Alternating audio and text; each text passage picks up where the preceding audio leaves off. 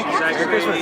Merry Christmas to you as well. Now, this is a very nostalgic interview for me. I have been, a fan of you since American Idol. I have your book, Words of Strength. Like, I am. I have Other Side of Down. Yeah, I don't want to sound too creepy, but yes, I am a big fan. So this is awesome. Yeah, it's great for you to be here. Thank you. I'm glad you like the stuff I put. I really do, and I can tell it comes from the heart. And with this album, being the second one, it's been 10 years, 9 years? 9 years, yeah. 9 years. You have a bit of a different sound. I know that you kind of took some more risks with this one. You switched up the arrangements. How was that process?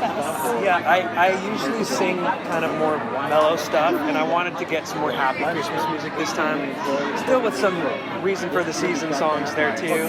But I felt like I found a good balance, and I'm happy. I feel like people feel happy and like, okay, holly jolly Christmas and all their stuff too. So. Yes, and the music video for Christmas Every Day is so cute and so uplifting. That whole concept of like Christmas Every Day is fascinating to me because regardless of if it's Christmas Day or if it's like February or summer, like you want to embody the spirit of Christmas with love and family and friendship. So how do you kind of make sure you're consciously thinking about that every day in the midst of a crazy life?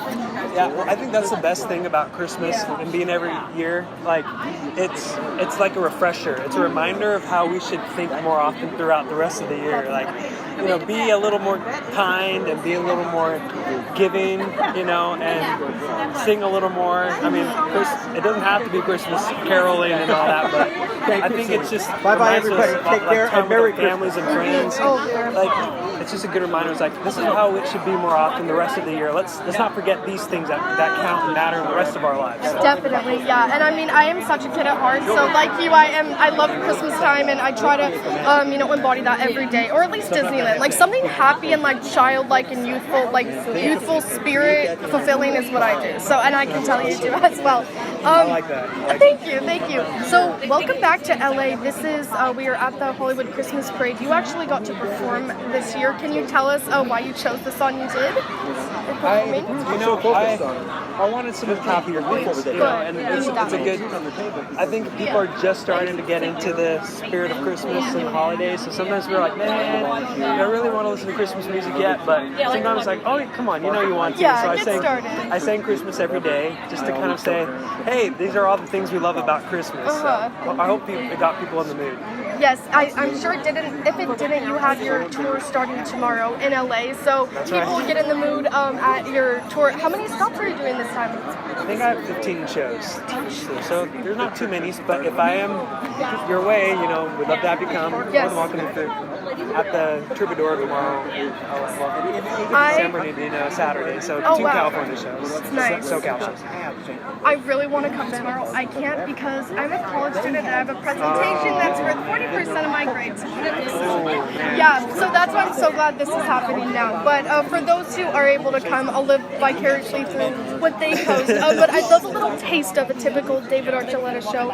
It is obviously the Christmas show, but are you going to throw in some oldies or? I was thinking about it, so you might hear at least one or two. Okay. Yeah. What is your favorite song that's more nostalgic to perform, and which one when people request or you like it, but I've sang it a million times? I don't really feel like that. Usually people they usually want to hear Crush, but it's just so fun to have everyone singing along and just so happy, and it brings back memories for them, and it's just really a rewarding experience. So I never get tired of singing.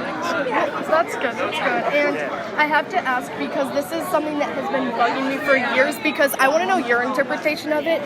Falling Stars, that song gets me every time I listen to it.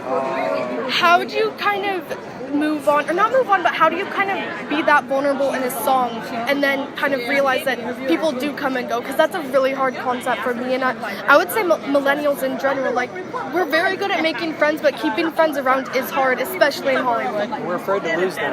We're afraid that, if I show you who I really am, and will you walk over? Will you not like me anymore? I think that's one of the hardest things. We want to be accepted for who we are. We want to be loved, knowing that even if we have things we don't like about ourselves, that we want to believe that someone else will love us and accept us about the things we have a hard time accepting about ourselves. But I think it's a constant it's a constant struggle and a constant battle, but I think it's so important to keep telling yourself, even if you don't fully believe it yet, to tell you that, you know what, I'm a good person. Like, there's some awesome things that I have to offer to this world and to friends.